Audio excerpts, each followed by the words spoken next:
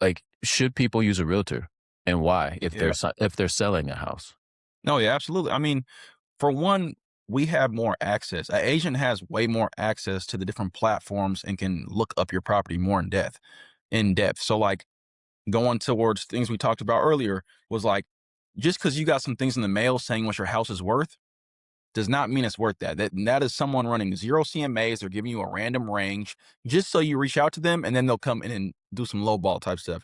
No, Right. an agent is coming and helping you to do what's in your best interest. They're going to run that CMA for you. They're going to tell you what it's really worth and give you a perfect plan, a listing plan where, okay, if you went too high, this is what might happen. If you go too low, it might drive it up. But finding an actual listing plan, good photos, marketing, staging, and a plan together is going to help you get the best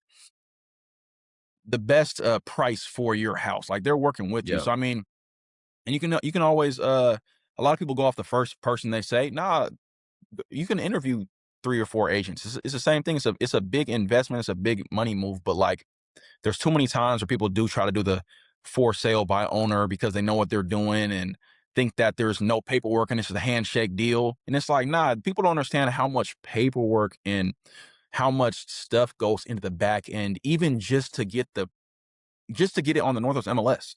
Like there's a lot Right. of back end work just to get it on. It's not like I didn't just click a button and now your house is for sale. There's so much stuff that goes into the back end work. And then like, then of course it's the marketing. It's we're gonna get this to every agent. We're gonna do the open houses. We're gonna do all the negotiating. The negotiating, it's like we're not telling you every single time we get a phone call or a text or a question about the property. We're fighting for you. We're arguing for you on the back end just to help protect your investment to get you the highest. So that's why it's like it's important to find a good agent, pay your agent, and like there's people don't understand how much it goes into it. So that's things that I've dealt with, and I've had to even explain it to sellers because they don't think about it up front. There's things like, well, I can sell my property, and it's like, how? Yeah. And You that's know? and I think a lot of times what people think about is not they think about outside of the transaction, not the Hmm. transaction itself. So, Exactly. like, there's a meme going around like, what do realtors even do? They help you find the house, and then they click, and then they just put an offer in, and that's it. It's like, no, actually, when you go under contract is when things begin. Exactly. Like, Yeah. Yep. so at least for it's not when they begin all the way. It begins when we sit Hmm. down and we talk about your plans, and we're your Yep. advisor. We're not just your real estate agent. We're your advisor through Exactly. this big purchase, probably the biggest one of your life.